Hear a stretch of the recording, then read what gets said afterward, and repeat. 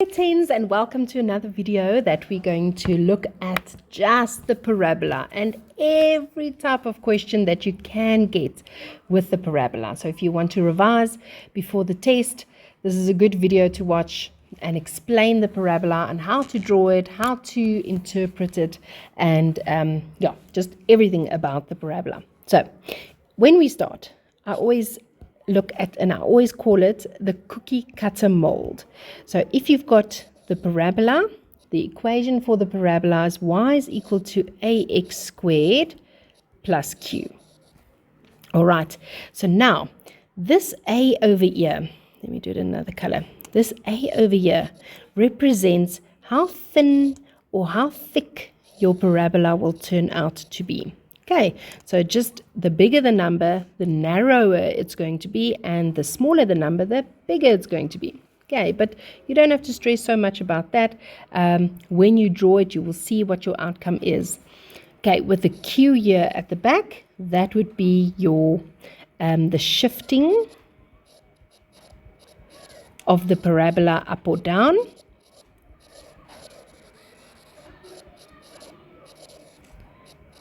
Okay, so that is also your y-intercept, or we can call it the maximum or the minimum value, or we can say that that is the turning point. Oopsie. So it has quite a few things that you can refer to as. Okay, so the shifting, so that is where we've got the parabola, we shift it up or down. We've got the y, it's the y-intercept. It's either the maximum or minimum, depending if it's a positive or negative graph. And we also can refer to it as the turning point. All right, so let's quickly have a look at the original parent graph of the parabola, if you want to call it like that. So that would be y is equal to x squared. All right, so when we draw that on a Cartesian plane,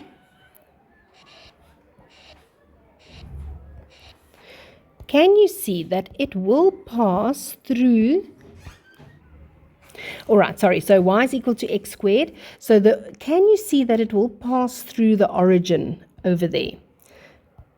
Okay, why? Because there's no backside. If there's no backside, the y-intercept is at 0, 0.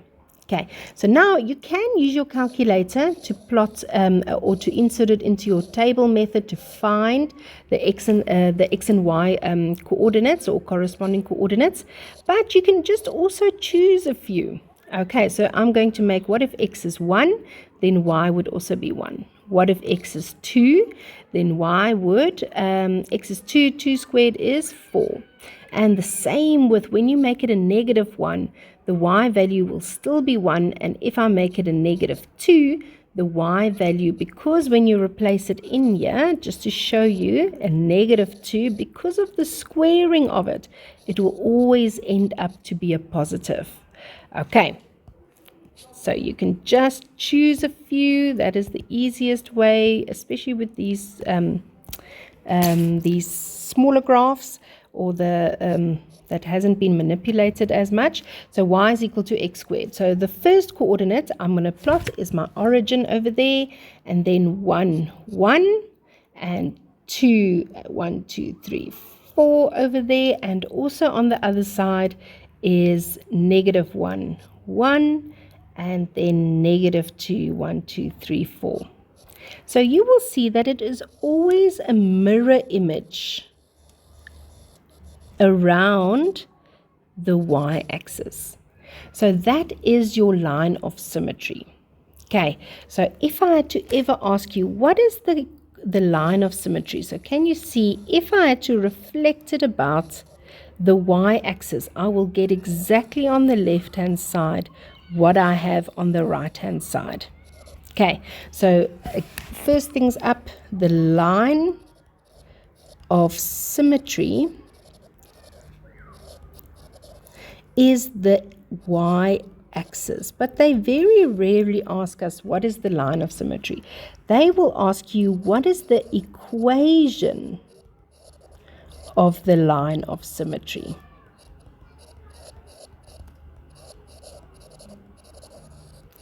And what would be the y-axis equation. So I just want to quickly show you, hopefully last year you've been explained these lines who has an undefined gradient as it goes up, which runs parallel to the y-axis. You will say, where does it cross the x-axis there? Let's say it was at -2. Then your equation here would be x is -2. There it would be x is -1. So what do you think will be on the y-axis? X is 0. And 1, x is 1, x is 2. So that is the way I always explain to my class how to find what is the equation. And if you just remember it, if it's the y-axis, then x is 0. And when it's the the x-axis, this equation is, sorry. Let me go again. X is 0, and over here, if it's the x-axis, then the equation is y is 0. Okay, so we know it's the x-axis and the y-axis, but what is the equation for that line that lies directly on the x and the y-axis? If it's on the y-axis, it's x is 1, and if it's on the x-axis, y is 0. Then just always remember that you have to have at least 3 coordinates. Over here, 1 is 1, and here you can say -1, 1, and your turning point. Okay, so questions that can arise from this graph is, let me see, let me write it out nicely. So I'm going to erase this. So we said the line of symmetry is the y-axis, so the equation of the line of symmetry will be x is equal to 0. Okay, so let's look at questions. I can ask you, what is the turning point? Or I can ask you, what is the minimum value? Can you see that this is the minimum value of the graph? It's the smallest. So if it is an upside down, a frowny face parabola, then it would be the maximum value. But the minimum value would be 0, 0. The turning point, number B, I could ask you, for which values of x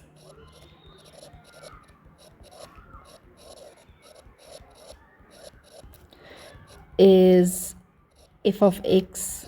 So let's say I pretended this was line f of x is equal to x squared, which will make it f of x over there. For which values of x is f of x increasing? And then let's do the inverse as well as decreasing. Okay, now very important. With a graph, we always read it from left to right. So the way that you would write as well, we work from left to right. So if you work from left to right, what is happening with this graph? Can you see that this side, although the arrow is going up, it just means that it carries on and on and on. But this means if you had to drop a ball, it will bounce and then it will hit up again. So this would be your decreasing side, and on this side it will be your increasing side. Okay, so for which values of x is f of x increasing? So increasing, can you see the x values, the corresponding x values is on this side, which makes it from 0 all the way, and that graph carries on and on and on and on and on until it eventually will hit infinity. So increasing, it will be x must be bigger than 0. Okay, so if you want to say it like that, I should not include it because at that dot, it stops. The graph stops and then it starts increasing. So x is bigger than 0, or you can write x is an element of 0 all the way to infinity. And we don't include the 0 again, and we also don't include the infinity. Okay, so for which values is this decreasing? So obviously this is going to carry on and on and on, and will eventually reach negative infinity. So you can either write x must be smaller than 0, or x is an element of negative infinity all the way to 0. Okay, we don't include it because it goes down, down, down, down. Sorry, let me show it. Down, down, down, stops, and then it starts increasing. So this reaches the turning point, where it stops. Okay, so there you've got your answer. So we don't include it. So remember, when we want to include it, we do a square bracket, but when we don't include it, it will be a round bracket. Okay, let's quickly look at a negative graph and also where we shifted up and down. So in grade 10, we're only shifting up and down. In grade 11, we're going to start shifting left and right. So let me quickly draw a negative graph. Okay, so if I've given you graph g of x is equal to negative x squared plus 9. So the negative here indicates to me that it's going to be a sad face like that. Okay, so it's going to be a frowny face. Why? Because it's a negative graph. It's been reflected upon the x-axis, and then it's also been shifted up with 9 units. And what that means is that we know the y-intercept is going to be at positive 9. 1, 2, 3, 4, 5, 6, 7. Oh, I'm going to make it a little bit bigger. Let's do that. Sorry. Okay, like that. So we know that it's going to go through positive 9 because it's like basically with your straight lines working out the y-intercept. How do I do that? I make x 0. So then I know that it's going to cut through 1, 2, 3, 4, 5, 6, 7, 8, 9. So there it's going to sit over there. That is going to be my maximum point.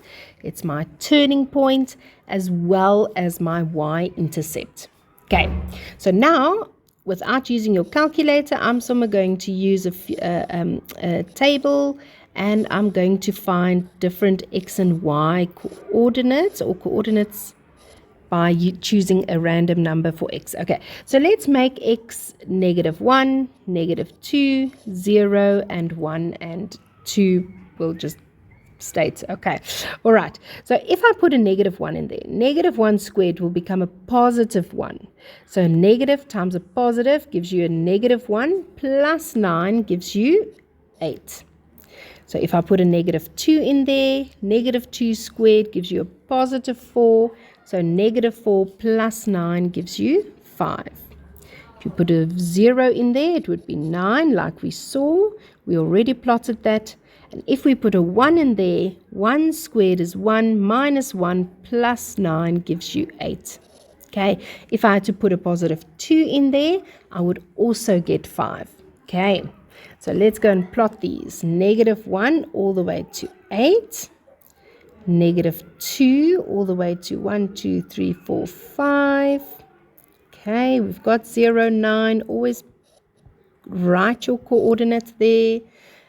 Write a few others. Negative 1, 8. I always tell my students, if you've got 3 coordinates, the turning points and the 2 others, then you'll be okay. And then also very important, where it cuts through the x-axis as well. We have to have that point as well. And this one is negative 2, 5. And again, on the other side will be symmetrical like that. Okay, but now we want to know where it cuts through the x-axis. Okay, and how do we get that? So obviously, for the x-intercepts, we're going to make y 0. Okay, so we're going to work it out. We're going to put in as the y 0, negative x squared plus 9. You're going to move that over and then divide by negative on each side, and you'll get x squared is 9. And then x is either a positive or a negative 3. And that is very important. Remember, from the beginning of the year, I think your teacher tried to drill it into you. X squared is 9, then x would be a positive or a negative 3. So here it comes to play. So 1, 2, 3, there's what my positive 3 be, and negative 1, 2, 3, there's my negative 3.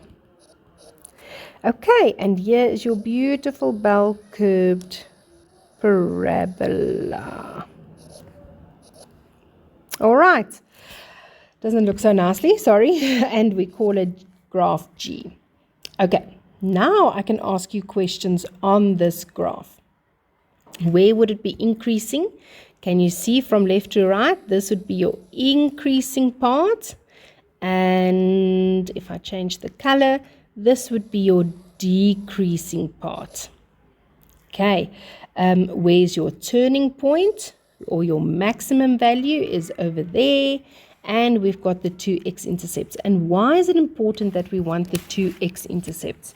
It is for questions like this. So if I say to you, for which values of x would graph g of x be smaller than 0? And again, for which values of x would graph g of x be bigger than 0? Okay, so what that means is, where's the y values of this graph smaller than 0? So I always tell the students this is like an ocean. And where it is below 0 is where it is below the ocean.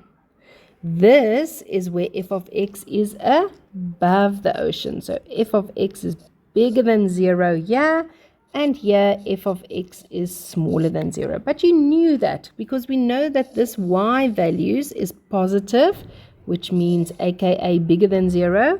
And we know where this y values is smaller than 0, aka a negative number. Okay, so now we just have to write it in terms of x. So for which values of x? So which x values does this graph, or is this graph below the sea level? Okay, smaller than is below.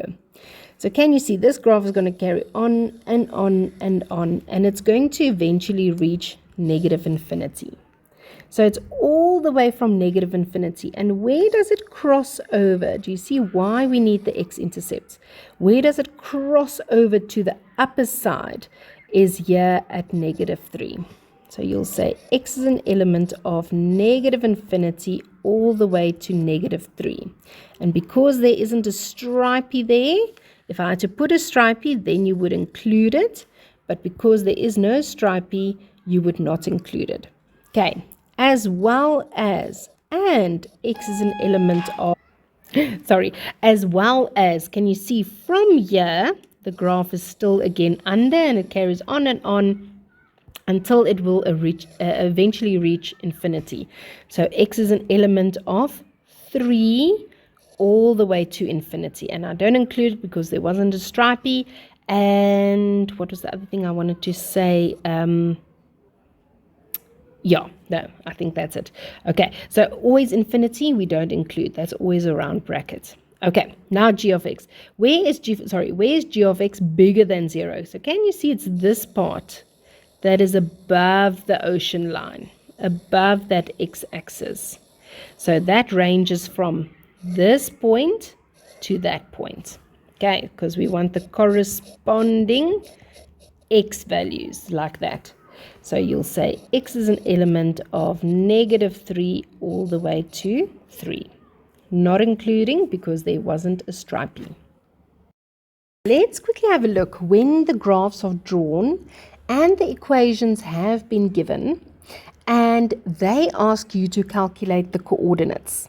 Okay, so lots of times we ask you to draw the graph and answer questions on it, and then also graphs have already been drawn and they ask you to interpret it and understand what those coordinates would be.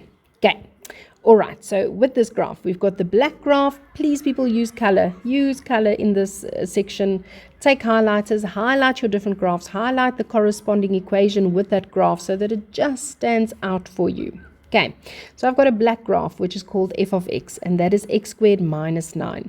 We've got the red graph, which is g of x, and it's negative x squared minus 1. Okay, and now they ask you, the first question is, determine the coordinates of A, B, C, and D. Okay, so some of them I'll do on here, and some then I'll go back and go and show the calculation of it. All right, so A over here, sorry, although it doesn't look so nice, it's the turning point, it's the y-intercept, and what number represents that? It's this graph of the red graph called g of x, and as we can see, the backside says that it cuts through the y-axis at -1. So A's coordinate is 0, -1. So please don't write just -1. They ask you what is the coordinate of A. The coordinate of B also as well, can you see it's the turning point of this graph over there, which would be the backside representative as -9. So that coordinate is 0, -9. And then they asked you, calculate the coordinates for C and D. Now for C and D, can you see it's the x-axis, so the x-intercept, and which color graph? The black graph. Okay, so I'm going to take that, just rewrite the equation. F of x is equal to x squared minus 9. And we know that for the x-intercepts, we're going to make y 0. Okay, and when I do that, I am going to find that x squared is equal to a number, so x is equal to plus minus 3. Please don't leave it like that. Go to and say C should be the negative value and D should be the positive value. Okay, so if you look here, that one would be -3 and this one would be 3. That's not hard. Hey, all right. But now they ask you, determine the coordinates of E and F. So E and F, very important. What is happening at E and F? Can you see it's where the two graphs intersect? It's where the two graphs cut each other. And what have we learned from straight lines? Where two graphs cut each other is the point of intersection. So what do we need to do? We need to go and equal graph f of x to g of x. So the equations again, f of x was x squared minus 9. And the g of x is negative x squared minus 1. Okay, so bring that over. X squared plus another x squared is 2x squared. Minus 1 plus 9 gives you 8. Divide by 2 on each side. So x squared is equal to 4. Again, please remember that it's always a plus and a minus 2. Which makes sense because I've got here the x value is -2 and here the x value is a +2. Now how do I find the corresponding y value? It's easy. You just go and replace it into either equations over there. I'm going to choose the x squared minus 9 one. Okay, so y is equal to, so do you see if I replace a -2 squared, that it will give me -2 squared is 4, 4 minus 9 is -5, as well as when I replace a +2, it will still give me y is -5. Okay, why? Because they share a common y value there. So this, both of them would be -5. And there's all your coordinates. Okay, then next up, we're going to quickly look at how to find the equations of a parabola. Now let's look at the last part of the parabola, and that is how to find the equations of a parabola. So I've divided it up into two scenarios. Scenario 1 is the easy one. That's the one you hope you get. And that is where the y-intercept is given. So it gives you that q value. and one other coordinate is given. Scenario 2 is a little bit more tricky, but still doable, and that is where they give you 2 random points.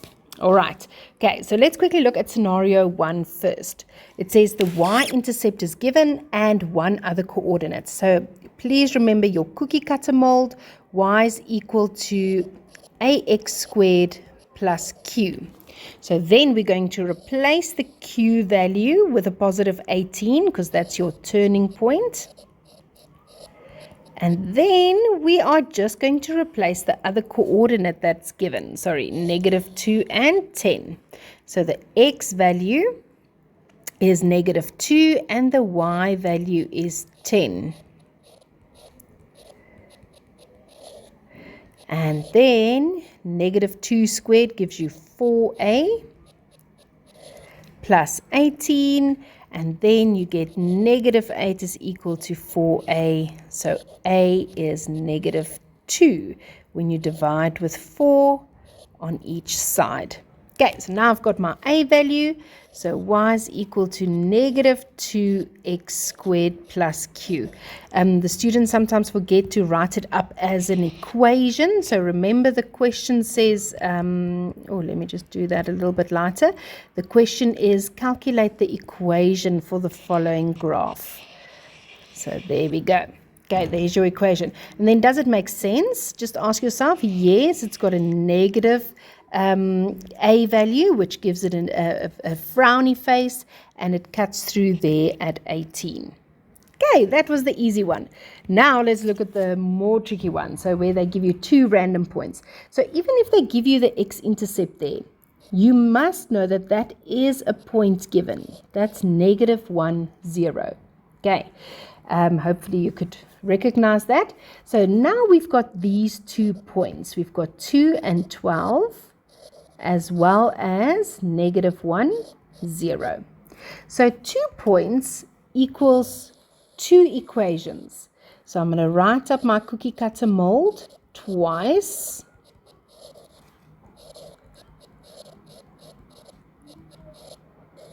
And then I'm going to replace each coordinate into my cookie cutter mold. Okay, so the x and the y value over here, 12 is equal to a2 squared plus q.